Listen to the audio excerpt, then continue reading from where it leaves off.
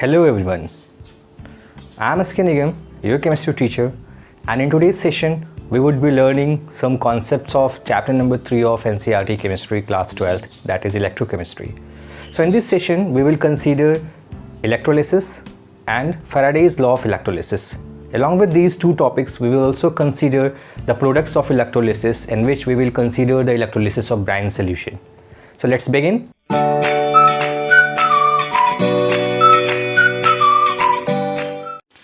So the first topic is electrolysis. Okay, so electrolysis, as the name indicates, electro word comes from the electricity and lysis means splitting, means if there is any chemical reaction which is performing by the passing of electric current, then you are saying that the process is electrolysis. Okay, so lysis means splitting और cleavage, you can say ये splitting है या cleavage है और ये electricity से related term है.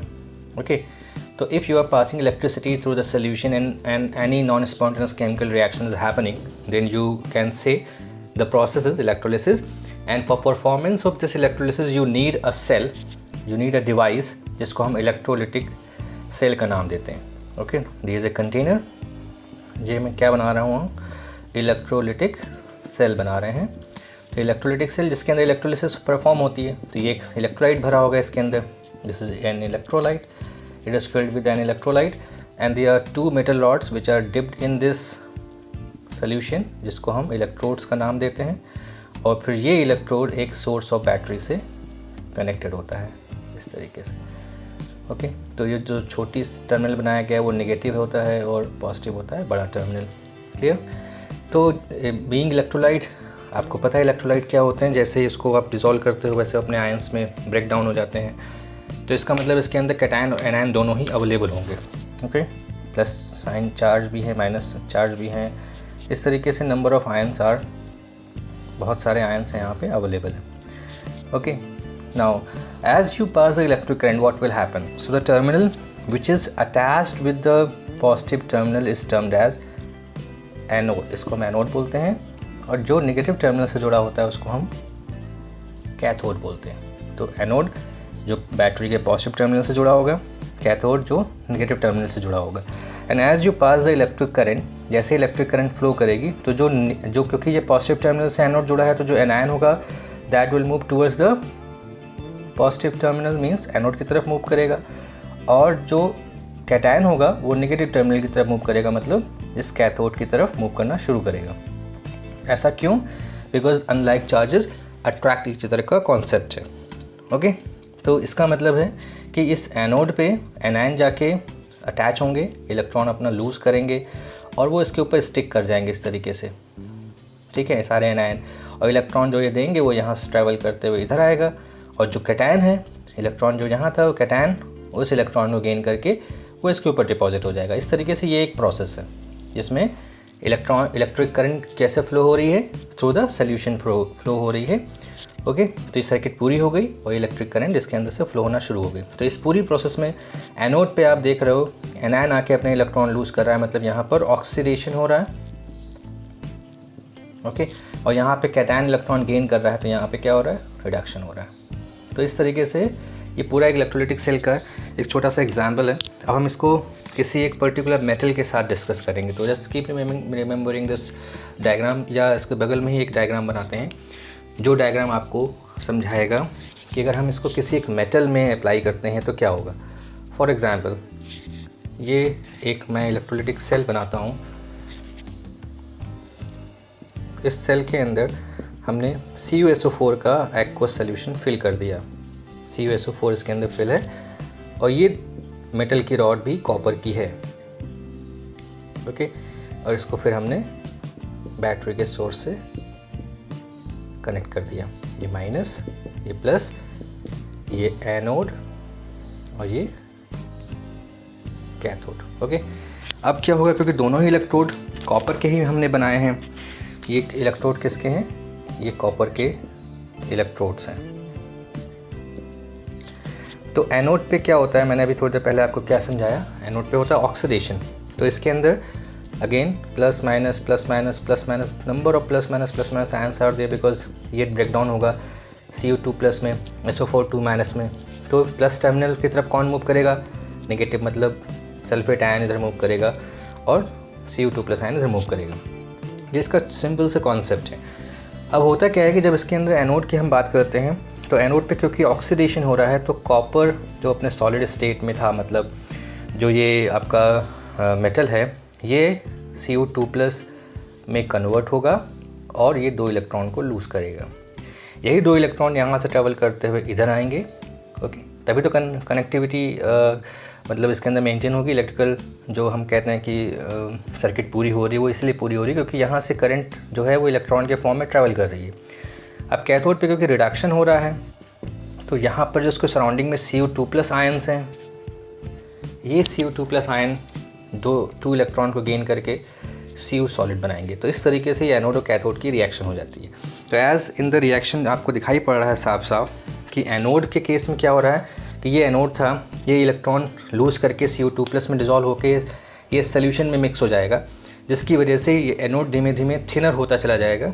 Okay, क्योंकि इसका ये डिज़ोल्व हो रहा है, ये डिज़ोल्व हो रहा है, इसका मतलब इसका लॉस हो रहा है, ये सोल्यूशन में आ रहा है। और एट द सेम टाइम अगर हम कैथोड को देखें तो कैथोड में क्या रिएक्शन हो रही है कि कॉपर आयन जो सोल्यूशन में प्रेजेंट था वो इलेक्ट्रॉन गेन करके इसके ऊपर डिपॉजिट हो रहा है। तो ये थिक होने लगेगा धीमे धीमे, ये इलेक्ट्रोड कॉपर का यहाँ डिपोजिशन हो रहा है। ओके, तो यहाँ से धीमे धीमे ये थिन हो जाएगी, ये लेयर थिन हो जाएगी और ये थिक हो जाएगी। तो ये जो प्रोसेस है, इस इलेक्ट्रोलिटिक मेथड का हम बहुत ज़्यादा इस्तेमाल करते हैं। किसमें? रिफाइनिंग ऑफ मेटल्स में। रिफाइनिंग ऑफ मेटल्स में इसका सबसे ज़्यादा इम्पॉर्टेंस है कि जो इम्प्योर मेटल होता है उसको हम यहाँ लगा देते हैं एनोड की जगह पे, तो एनोड धीमे धीमे डिज़ोल्व होता रहता है और वही एनोड से जो कार्बन जो कैटायन यहाँ डिज़ोल्व होगा ये कैथोड पे आकर डिपॉजिट हो जाएगा और फिर बाद में इसको बाहर निकाल लेते हैं। तो ये रिफाइनिंग ऑफ मेटल्स में, इलेक्ट्रोप्लेटिंग करने में, है ना, जैसे गोल्ड प्लेटेड घड़ियाँ होती हैं या गोल्ड प्लेटेड ऑर्नामेंट्स होते हैं, इन सब में इसका बहुत बेसिक एग्जाम्पल है। ओके, समझ में आया आपको? फिर अब हम नेक्स्ट हेडिंग की तरफ बढ़ेंगे। इसका क्वांटिटेटिव एस्पेक्ट्स देखेंगे कि कितना, क्योंकि हमने अभी आपको बताया कि एनोड से डिज़ोल्व हो रहा है और कैथोड पे डिपॉजिट हो रहा है, तो कितना कैटायन यहाँ पर डिज़ोल्व हो जाएगा, कितना कैटायन डिपॉजिट होगा, इसके लिए भी हम कुछ कैलकुलेशन करके पता लगा सकते हैं कि how much amount of the copper in the case of this electrolysis copper is dissolve from the anode and is deposited on the cathode. तो उसके लिए क्वांटिटेटिव एनालिसिस करेंगे, जिसको सबसे पहले हम जो पढ़ते हैं, माइकल फैराडे ने 1833 और 34 में इलेक्ट्रोलिसिस के कुछ कॉन्सेप्ट्स दिए थे, जिसको हम फैराडेज लॉ ऑफ इलेक्ट्रोलिसिस के नाम से जानते हैं। तो हम पढ़ते हैं फैराडेज लॉ। हमारा नेक्स्ट टॉपिक होगा Faraday's law of electrolysis. Okay, तो फैराडेज लॉ ऑफ इलेक्ट्रोलिसिस में इन्होंने जो पहला लॉ दिया था, फैराडेज फर्स्ट लॉ जो इसको हम कहते हैं, Faraday's first law of electrolysis के नाम से इसको हम जानते हैं। इसके हिसाब से इन्होंने कहा था, एज इट इज़ रिटन, ये आपको स्क्रीन पे लिख के आ रहा होगा, it states that the amount of any substance deposited और liberated at any electrode is directly proportional to the quantity of electricity pass through the electrolytic solution.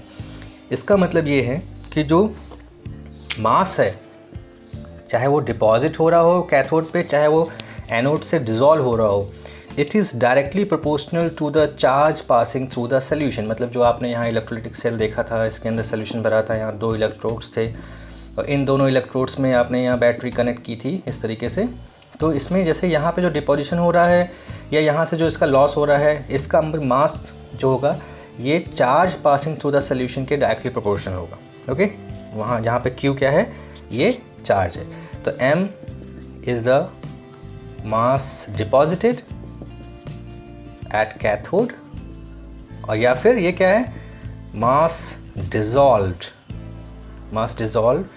From anode. Anode से डिज़ोल्व होगा और कैथोड पे deposit होगा। तो जो भी question पूछा है उसके हिसाब से इसको हम अप्लाई करेंगे। Q क्या है, it is a charge passing through the solution, electrolytic solution से कितना चार्ज पास हो रहा है। जैसे आप प्रोपोर्शनैलिटी साइन को यहाँ हटाएंगे तो एक प्रोपोर्शनैलिटी कांस्टेंट आता है जिसको हम Z से लिखते हैं। Okay, this is M is equal to ZQ, जहाँ पर Z क्या है, इट इज़ इलेक्ट्रोकेमिकल इक्विवेलेंट। क्या है ये, इलेक्ट्रोकेमिकल इक्विवेलेंट, जो कि हर एक मेटल के लिए अपना अलग होगा, जो कि क्वेश्चन में अगर पूछा जाता है तो आपको ये बताया जाता है कि कितना मेटल का जेड क्या होगा। अब बात करते हैं, इसको हम एक्सपैंड करेंगे थोड़ा। तो Q का फॉर्मूला हमने पहले से पढ़ा हुआ है, I इंटू टी होता है, current into time. Okay, this is current and this is time, कितने समय के लिए वो करंट उसके अंदर से पास हो रही है। तो हमारा M क्या हो जाएगा, Z into I into T. Now this is the important formula, M is equal to Z I T, mass is equal to electrochemical equivalent, current passing through the solution, time is it is the time, कितने second के लिए पास हो रही है। Clear. अब अगर आपसे पूछे कोई कि what is the definition of electrochemical equivalent, तो क्या करना होगा, अगर हम I को 1 एम्पियर मान लें और T को हम 1 सेकेंड मान लें, तो क्या हो जाएगा यहाँ, ये पूरा term M is equal to Z हुआ। ओके, तो M is equal to Z कब होगा, जब ये दो सिचुएशन को ये फॉलो करेगा। यानी कि अगर 1 एम्पियर की करंट 1 सेकेंड के लिए पास होती है किसी सोल्यूशन में, तो इलेक्ट्रोकेमिकल इक्विवेलेंट जो होगा वो मास डिपॉजिटेड या मास डिजॉल्व फ्रॉम द एनोड के बराबर होगा। यही इसकी डेफिनेशन हो जाएगी। ओके, तो ये तो हो गया हमारा फर्स्ट लॉ ऑफ इलेक्ट्रोलिसिस। फिर से मैं रिवाइज कर देता हूँ कि it states that the amount of any substance deposited और liberated at any electrode is directly proportional to the quantity of electricity pass through the electrolytic solution. तो मान लेते हैं कि Q चार्ज पास हुआ इलेक्ट्रोलिटिक सोल्यूशन के अंदर से, M मास डिपॉजिट हुआ या फिर डिजॉल्व हुआ या लिबरेट हुआ एनोड से, तो it is directly proportional to each other. Then हमने प्रोपोर्शनलिटी साइन हटाया, तो यहाँ एक प्रोपोर्शनलिटी कांस्टेंट आया जिसको हमने Z से लिखा। Z क्या है, इलेक्ट्रोकेमिकल इक्विवेलेंट है। फिर हमें पता है Q एक चार्ज होता है, चार्ज का इक्वेशन I इंटू टी होती है, करेंट इंटू टाइम, हमने उसको प्लेस किया। M is equal to Z into I into T का फॉर्मूला हो गया। फिर मैंने कहा कि अगर ये 1 एम्पियर की करंट 1 सेकेंड के लिए पास होती है तो M is equal to Z हो जाएगा। यही इसकी डेफिनेशन बन जाएगी कि इलेक्ट्रोकेमिकल इक्विवेलेंट जो है वो मास डिपॉजिटेड एट कैथोड या मास लिबरेटेड फ्रॉम द एनोड के बराबर होगी जब सोल्यूशन से 1 एम्पियर की करंट 1 सेकेंड के लिए पास होगी। तो ये तो हो गया हमारा फर्स्ट लॉ। हम मूव करते हैं सेकेंड लॉ की तरफ। सेकेंड लॉ जो हमारा है, सेकेंड लॉ क्या कह रहा है, इन्होंने ये सेकेंड लॉ में ये कहा कि अगर कई सारे सोल्यूशन एक साथ रख के आप सीरीज़ में उनको कनेक्ट कर दीजिए, है ना, जैसे मान लेते हैं कि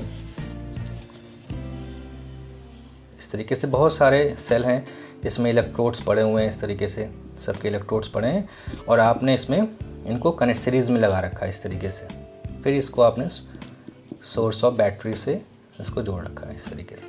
ठीक है, मान लेते हैं CuSO4 है, इसके अंदर ZnSO4 है, इसके अंदर AgNO3 है ना। इस तरीके इसके अंदर भी हम किसी एक पर्टिकुलर, जैसे मान लेते हैं FeSO4 को रख लेते हैं। इस तरीके से 4 अलग अलग सेल हो गए जिसमें अलग अलग सोल्यूशन है, अलग अलग इलेक्ट्रोड्स हैं, और आपने जब करंट उसमें सेम पास की है, यानी चार्ज सब में सेम जा रहा है, तो इन्होंने इसके लिए एक लॉ दिया। इन्होंने कहा when same quantity of electricity is pass through different electrolytic solutions connected in series, the weights of the substances produced at the electrodes are directly proportional to their chemical equivalent weight. Means अगर आपने कई सारे cell को एक series में connect कर रखा है और आपने उसमें सब में सेम करंट पास किया है, तो जो मास डिपॉजिट होगा कैथोड पे, यहाँ पे ये कैथोड है, फिर ये कैथोड है, फिर ये कैथोड है, फिर ये कैथोड है, मतलब कॉपर की बात करें, जिंक की बात करें, यहाँ सिल्वर की बात करेंगे, यहाँ आयरन की बात करेंगे, तो जो वेट ऑफ द कॉपर या वेट ऑफ द सिल्वर या जो भी है डिपॉजिटेड है, ये डायरेक्टली प्रोपोर्शनल होगा उसके केमिकल इक्विवेलेंट वेट के। यानी कि अगर मैं आपसे कहूँ कि यहाँ पर जो आपने वेट निकाला है वो कॉपर का वेट डायरेक्टली प्रोपोर्शनल होगा इक्विवेलेंट वेट ऑफ कॉपर। उसी तरह से वेट ऑफ अगर आप जिंक निकालना चाहते हैं तो equivalent weight of zinc, then weight of अगर आप सिल्वर निकालना चाहते हैं तो इक्विवेलेंट वेट ऑफ सिल्वर, यानी कि वेट ऑफ Fe निकालना चाहते हैं तो इक्विवेलेंट वेट ऑफ Fe। तो अगर आप सब में प्रोपोर्शनैलिटी साइन हटाएंगे तो क्या होगा, यहाँ सब में कोई कांस्टेंट आएगा और सबका कांस्टेंट, क्योंकि कांस्टेंट सेम होता है, तो यहाँ पे अगर आपने कांस्टेंट निकाला तो ये क्या आया, WCU/ECU। उसी तरह से इसका कांस्टेंट क्या हो जाएगा, WZN/EZN। उसी तरह से इसका कांस्टेंट हो जाएगा WAG/EAG, और इसका कांस्टेंट हो जाएगा WFE/EFE। ओके, सो सबके कांस्टेंट बराबर हैं, इसका मतलब ये सारे के सारे टर्म एक दूसरे के बराबर हो जाएंगे, और इसके हिसाब से हमारी इक्वेशन बनेगी WCU/ECU इज इक्वल टू, या मैं इसको 1 2 1 2 3 4 से अगर लिखूँ तो W1/E1 is equal to W2 upon E2 is equal to W3 upon E3 is equal to W4 upon E4। इस तरीके से आगे बढ़ता रहेगा। जितने भी सीरीज़ में आप कनेक्ट करोगे वो सब का ऐसे ही आप एक रिलेशन बनाते चले जाएंगे। क्लियर? तो ये W क्या है? ये मास डिपॉजिटेड है या मास डिजॉल्व है फ्रॉम द एनोड। कैथोड की बात करोगे तो मास डिपॉजिटेड, एनोड की बात करोगे तो मास डिजॉल्व। E क्या है? It is the equivalent weight of copper, zinc, silver and fourth किसके लिए था? आयरन के लिए। तो आयरन के लिए इक्विवेलेंट वेट कैसे निकालते हैं ये भी आपको पता होगा। इक्विवेलेंट वेट निकालते हैं हम molecular mass divided by change in oxidation number. जैसे कॉपर में दो इलेक्ट्रॉन का ट्रांसफ़र है, तो जो कॉपर का मास होगा इक्विवेलेंट वेट निकालना होगा तो 63.5 इसका मोलर मास है डिवाइडेड बाई 2। इस तरीके से इक्विवेलेंट वेट निकालते हैं। ओके, ये भी सब भी आपने पहले से पढ़ा हुआ है। बाकी जो भी इन्फॉर्मेशन आपको चाहिए वो मैं आई सेक्शन में, अगर मेरी वीडियोज़ हैं तो मैं उसमें लिंक दे दूँगा। क्लियर? तो ये तो हो गया सेकेंड लॉ। अब हम इन्हीं लॉज को अप्लाई करके कुछ हम चीज़ें और सीखेंगे कि अगर आपसे ये पूछ लिया जाए कि हम अब किसी इलेक्ट्रोलिटिक सोल्यूशन के अंदर से पर्टिकुलर अमाउंट की करंट को पास कर रहे हैं, ओके, तो उसमें कितना कॉपर डिपॉजिट होगा, कितना जिंक डिपॉजिट होगा। इसके लिए हम सबसे पहले मैंने कॉपर का एग्जांपल मैं ले रहा हूँ। मान लेते हैं कि Cu2+ है, ये 2 इलेक्ट्रॉन गेन कर रहा है और कॉपर सॉलिड बना रहा है। तो ये रिएक्शन क्या बता रही है कि एक कॉपर आयन 2 इलेक्ट्रॉन को गेन करता है तो 1 एटम ऑफ कॉपर सॉलिड बन रहा है। उसी हिसाब से अगर ये 1 मोल कॉपर होगा, अगर 1 मोल कॉपर आयन होगा तो ये 2 मोल इलेक्ट्रॉन होगा। ओके, 2 मोल इलेक्ट्रॉन होगा तो ये 1 मोल कॉपर एटम बनेगा कि नहीं बनेगा? ओके, समझ में आया आपको? तो अगर 1 मोल कॉपर है तो 1 मोल कॉपर, अगर 1 मोल कॉपर आयन है तो ये 1 मोल कॉपर मेटल कब बनेगा? जब 2 मोल इलेक्ट्रॉन की करंट उसके अंदर से पास होगी। ऐसा हम क्यों पढ़ रहे हैं? क्योंकि हमें 1 मोल कॉपर का मास ऑलरेडी पता है। ओके, तो हम इसकी हेल्प से कुछ स्टोइकोमेट्री का इस्तेमाल करके कुछ अलग कैलकुलेशंस भी कर पाएंगे। अब हमें बात करनी है कि अगर 1 इलेक्ट्रॉन है तो इसका चार्ज होता है 1.6 × 10⁻⁹ कूलम, और अगर ये 1 मोल इलेक्ट्रॉन होगा तो इसका चार्ज कितना हो जाएगा? 1 मोल का मतलब 6.022 × 10⁻23 मल्टीप्लाइड बाई 1.6 × 10⁻⁹ कूलम। जब इसको आप सॉल्व करोगे तो इसकी वैल्यू आएगी 96487 कूलम, या फिर इसको हम अपने कैलकुलेशन को इजी बनाने के लिए 96500 कूलम के नाम से जानते हैं, और इसी को हम 1 फैराडे बोलते हैं। 1 Faraday means 96500 coulomb. This is 1 Faraday means if 1 mole electron is there तो 1 फैराडे की करंट पास करेगा या 96500 कूलम का चार्ज वो पास करेगा। क्लियर? तो इस इक्वेशन के हिसाब से अगर मैं एक कॉपर आयन की बात करता हूँ तो 2 इलेक्ट्रॉन रिक्वायर्ड हैं उसमें एक एटम को डिपॉजिशन के लिए। लेकिन अगर मैं ये कहूँ कि ये 1 मोल कॉपर आयन है तो ये 2 मोल इलेक्ट्रॉन होगा। 2 मोल इलेक्ट्रॉन का मतलब 2 फैराडे की करंट होगी। 2 फैराडे की करंट मतलब अगर हम चार्ज पूछें तो 2 × 96500 कूलम का चार्ज होगा। This is charge, this is electricity. Faraday के टर्म में हम इलेक्ट्रिसिटी बोलते हैं। वो पूरी इक्वेशन आपको स्टोइकोमेट्रिक कोएफिशिएंट की इन्फॉर्मेशन देती है। ठीक है। सिमिलरली अगर कोई इक्वेशन है, फॉर एग्जांपल मैंने कहा एल्यूमिनियम का आयन था तो एल्यूमिनियम +3 होगा, 3 इलेक्ट्रॉन गेन करेगा, एल्यूमिनियम मेटल बनाएगा। तो आपको 1 मोल एल्यूमिनियम का मास पता है। ओके, तो इसका मतलब है कि 1 मोल एल्यूमिनियम आयन के लिए 3 मोल इलेक्ट्रॉन मतलब 3 फैराडे की करंट। सिमिलरली Fe2+ 2 इलेक्ट्रॉन है, ये क्या कह रहा है? अगर 1 मोल का आयरन होगा तो 2 फैराडे की करंट। उसी तरह से अगर हाफ मोल अगर ये होगा तो ये 1 फैराडे हो जाएगा। तो ये सिंपल मैथमेटिक्स है जिस पे अभी हमने एक न्यूमेरिकल डिस्कस कर लेते हैं। ओके, एक न्यूमेरिकल आपके NCERT के एग्जाम्पल में लिखा हुआ है, उसी न्यूमेरिकल को हम डिस्कस करेंगे। तो मैं उस न्यूमेरिकल को रीड आउट कर देता हूँ फटाफट। A solution of CuSO4 is electrolyzed for 10 minutes with a current of 1.5 ampere. What is the mass of copper deposited at the cathode? तो क्या करेंगे हम? सबसे पहले जो भी चीज़ें गिवन हैं उनको आप लिख लीजिए। जैसे टाइम दिया है 10 मिनट्स का। 10 मिनट्स का मतलब 10 × 60 सेकेंड मीन्स 600 सेकेंड हो गया। Then a current of I दिया है 1.5 एम्पियर, ये करंट हो गया। ओके, फिर what is the mass of copper deposited at the cathode, आपसे मास ऑफ कॉपर पूछा हुआ है। ओके, अब हम सीधे इक्वेशन फ्रेम करेंगे, Cu2 plus 2 electron gives out Cu। Okay, ये हमारी एक जनरल इक्वेशन होगी। अब हमने क्या किया, टोटल चार्ज निकाला कि इस सोल्यूशन से कितना चार्ज पास हो रहा, तो Q = IT का फॉर्मूला लगाया, 1.5 × 600 मीन्स आया ये 900 कूलम। 900 कूलम का चार्ज आपने सोल्यूशन से पास किया। और ये इक्वेशन क्या कहती है कि 1 मोल कॉपर बनाने के लिए आपने 2 फैराड की करंट पास की है।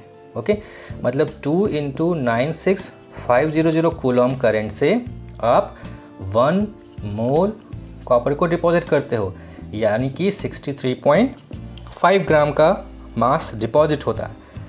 Therefore, अगर 900 कूलम चार्ज आपने पास किया, क्योंकि आपने कितना चार्ज निकाला है 900, तो क्या होगा, इतने ग्राम ऑफ कॉपर था, तो 63.5 gram divided by 2 × 96500 multiplied by 900, तो यानी कि इतना ग्राम आ जाएगा मास। तो जब इसको आप सॉल्व करोगे तो ये 0.296 ग्राम ऑफ कॉपर आ जाएगा। तो इस तरीके से आपने इस क्वेश्चन को सॉल्व कर लिया। तो सिंपल मैथ्स है, कुछ खास नहीं है इसके अंदर। इक्वेशन फ्रेम करिएगा, इक्वेशन फ्रेम करने से आपको साफ साफ पता चल जाएगा कि कितना इलेक्ट्रॉन लिखा है, उतनी फैराडे की करंट फॉर 1 मोल होगी। 1 मोल का मास आपको पहले से पता होगा, और जितना चार्ज उसमें से पास हो रहा है, फिर उसका कॉन्सेप्ट आप लगा के इसको सिंपल यूनिटरी मेथड से सॉल्व कर देंगे। ओके, अब हम अपने नेक्स्ट टॉपिक की तरफ मूव करते हैं, जो कि है प्रोडक्ट ऑफ इलेक्ट्रोलिसिस। ठीक है, तो अब product of electrolysis, next heading is products of electrolysis, जो कि हमारे बुक में ब्राइन सोल्यूशन का एग्जाम में पूछा गया है कई बार। प्रोडक्ट ऑफ इलेक्ट्रोलिसिस, पहला केस डिस्कस करते हैं। मान लेते हैं NaCl है, ठीक है, सिर्फ NaCl की अगर हम बात करते हैं, तो NaCl को जब आप इलेक्ट्रोलाइज करने का मतलब जब आप इसको मोल्टन फॉर्म में करोगे तो ये क्या बनाएगा, Na++ Cl-। ओके, तो आपको पता है कि एक कैटायन है और एक एनायन है, और एक कैटायन और एक एनायन का मतलब हमारा कैथोड जो होता है वो रिडक्शन की रिएक्शन को परफॉर्म करता है। तो रिडक्शन किसका होगा, जिसके पास इलेक्ट्रॉन डेफिशिएंट है। तो Na+ के पास इलेक्ट्रॉन डेफिशिएंट है, तो उसने Na+ ने एक इलेक्ट्रॉन गेन किया और सोडियम सॉलिड बना लिया। एनोड पे क्या होता है, ऑक्सीडेशन। ऑक्सीडेशन का मतलब लॉस ऑफ इलेक्ट्रॉन, जिसके पास एक्स्ट्रा होगा वही तो इलेक्ट्रॉन को लूज़ करेगा। तो Cl गैसियस एटम बनाएगा और यहाँ से एक इलेक्ट्रॉन निकल जाएगा। तो ये होती है कैथोड की रिएक्शन, ये होती है एनोड की रिएक्शन जब सिर्फ NaCl था। ओके, तो ओवरऑल रिएक्शन अगर आप इसको लिखना चाहो तो क्या करोगे, क्योंकि ये Cl- अकेला तो होगा नहीं, क्योंकि ये Cl2 के फॉर्म में निकलेगा, तो हमने इसको 2 से मल्टीप्लाई किया। दोनों को ऐड करने के लिए क्या चाहिए हमें, दोनों को ऐड करने के लिए इसको भी 2 मल्टीप्लाई करोगे, फिर ऐड कर दोगे कुल मिला के। तो इस तरीके से ये हो गई रिएक्शन जब आपने NaCl प्योर NaCl को लिया। लेकिन अगर ये एक्वस NaCl होता, एक्वस NaCl जिसको हम ब्राइन सोल्यूशन के नाम से भी जानते हैं, तो जब ब्राइन सोल्यूशन होता है तो क्योंकि वहाँ पर NaCl के साथ साथ वाटर भी है, यानी कि वाटर के भी आयंस तो वहाँ पर अवेलेबल होंगे।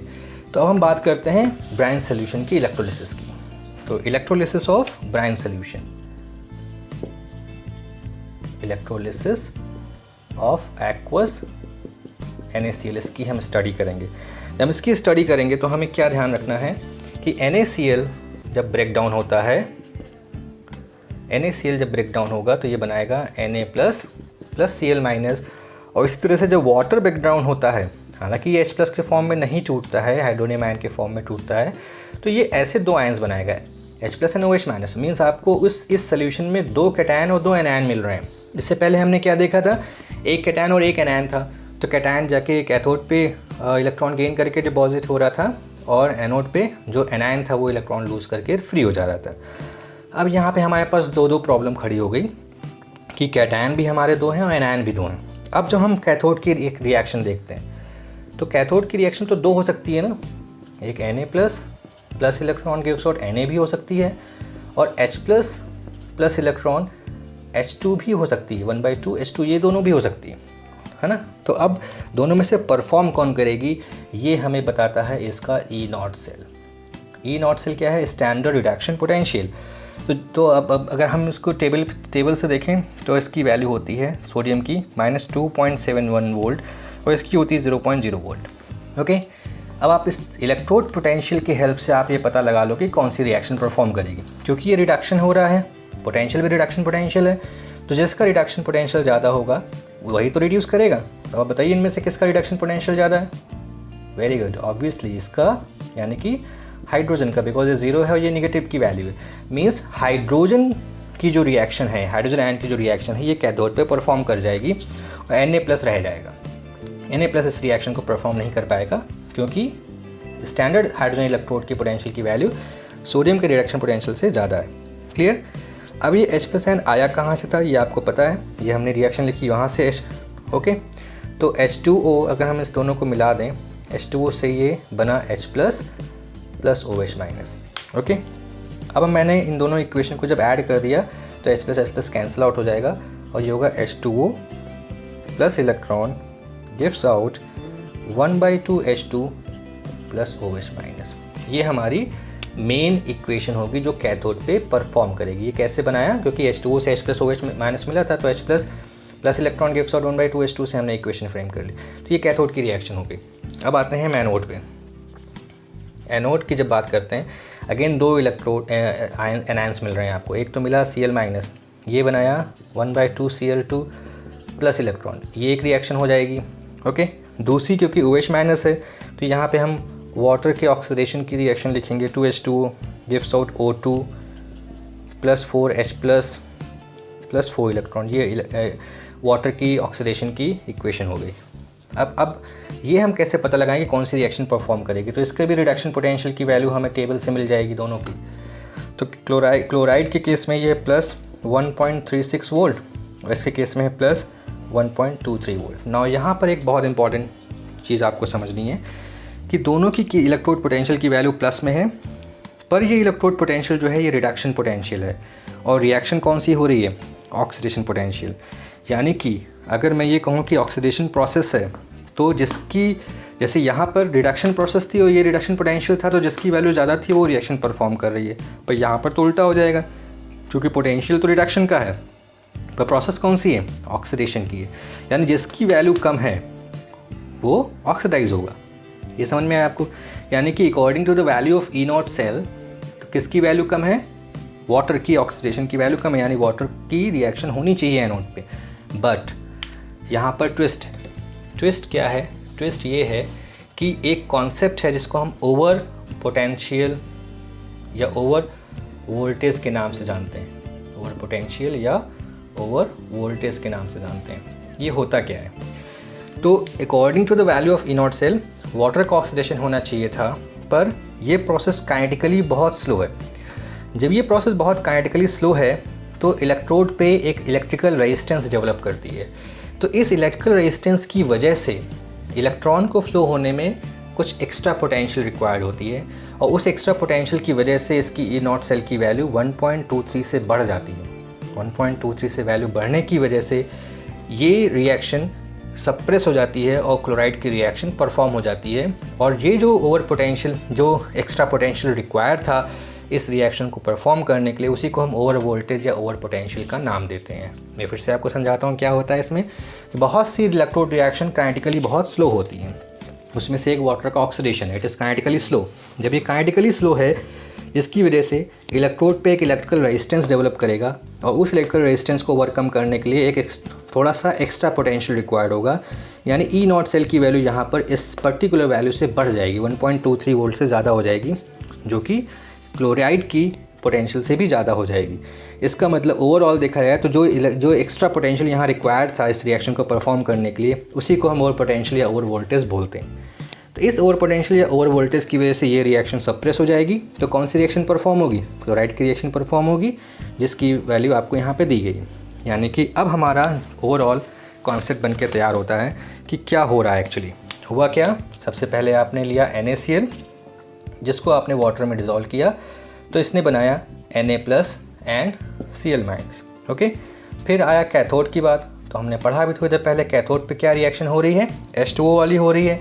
इसका कॉन्सेप्ट हम डिस्कस कर चुके हैं। तो H2O, मैं यहाँ पे इलेक्ट्रॉन लिखना भूल गया था, sorry, H2O plus electron gives out 1/2 H2 plus OH-। Okay, then आती है बात एनोड की। एनोड पे क्या हुआ? एनोड पे हमने अभी देखा Cl माइनस ने 1/2 Cl2 बनाया और एक इलेक्ट्रॉन यहाँ से लूज़ किए। अब अगर आप इन सबको जोड़ दीजिए तो NaCl आया, ओके, देन H2O आया, इलेक्ट्रॉन यहाँ से आप कैंसिल करेंगे और Cl माइनस यहाँ से कैंसिल करेंगे, यानी यहाँ पर सिर्फ इतना ही लिखा जाएगा। गिव्स आउट क्या बचा सबसे ऊपर, Na+ बचा, देन यहाँ से क्या बचा, OH- बचा, प्लस 1/2 H2 बचा, और नीचे वाली इक्वेशन से क्या बचा, 1/2 Cl2। ओके, तो ये ओवरऑल इक्वेशन हो गई। This is the overall equation. Clear हुआ आपको कि नहीं, समझ में आया? बहुत सिंपल सा कॉन्सेप्ट है। तो इस तरह ब्राइन सोल्यूशन का जो आपने इलेक्ट्रोलिसिस किया तो आपको मिला NaOH, 1/2 H2 एंड 1/2 Cl2, मतलब H2 गैस निकली, Cl2 गैस नहीं। H2 गैस कहाँ से निकल रही है, कैथोड से। Cl2 गैस कहाँ से निकल रही है, एनोड से। और सोल्यूशन में क्या बच गया, NaOH। तो ये तो था वो इलेक्ट्रोलिसिस ऑफ एक्वस NaCl या product of electrolysis of brine solution. Okay, now one more thing is written in your text book. तो ये मुझे लगता है समझ में आ गया होगा आपको, कोई कन्फ्यूज़न नहीं होना चाहिए इसमें। कोई कन्फ्यूज़न हो तो कमेंट सेक्शन में आप पूछ सकते हो। ओके, अब हम इसमें एक बस थोड़ा सा डिस्कशन करेंगे ज़रा सा। आपको मैं वो कटिंग बुक की आपको स्ट्रिप दिखा देता हूँ जहाँ ये लिखा हुआ है कि अगर आपसे कोई पूछता है कि सल्फ्यूरिक एसिड का अगर आप कर रहे हो उसका इलेक्ट्रोलिसिस तो क्या होगा। तो सल्फ्यूरिक एसिड का फॉर्मूला आपको पता है क्या होता है, H2SO4। ओके, H2SO4 में H+आयन और SO4 2- आयन, 2 आयन में ब्रेक डाउन होगा, SO4 2- H+ एंड SO4 2-, यानी कि कैटायन आपको मिल गया H+ आयन। तो कैथोड पे तो हमेशा हाइड्रोजन की रिएक्शन आप लिखोगे H+ आयन की। अब आती है बात एनोड पे क्या करोगे। एनोड के लिए आपको ध्यान रखना है कि जब डाइल्यूट सल्फ्यूरिक एसिड होगा तो एनोड पे आप वाटर का ऑक्सीडेशन लिखोगे, ओके, ये वाला ऑक्सीडेशन लिखोगे। लेकिन जैसे ही अगर कंसनट्रेट सल्फ्यूरिक एसिड लिखा जाएगा तो आप आप ये वाली रिएक्शन लिखोगे जो मैं लिख के दिखा रहा हूँ, हालांकि बुक में लिखी भी है। 2SO4 2- gives out H2OH 2- plus 2 electron. ये सारी चीज़ें जो है E0 वैल्यू पे डिपेंड है। तो आपको जब डिटेल पढ़ना होगा तो आप कमेंट सेक्शन में पूछिएगा, मैं आपको उसकी डिटेल बताऊंगा। पर ओवरऑल ये सारी रिएक्शन E0 वैल्यू से रेगुलेट होती है। क्लियर हो गया? सो बस आज के लिए इतना ही। और अगर वीडियो पसंद आई हो तो लाइक करके शेयर करिए, कमेंट करिए और सब्सक्राइब करके नोटिफिकेशन बेल को ज़रूर ऑन करिए। ज़रूर कमेंट करिएगा जिससे मैं कुछ इम्प्रूवमेंट हो तो मैं कर सकूँ। Okay, thank you, bye bye.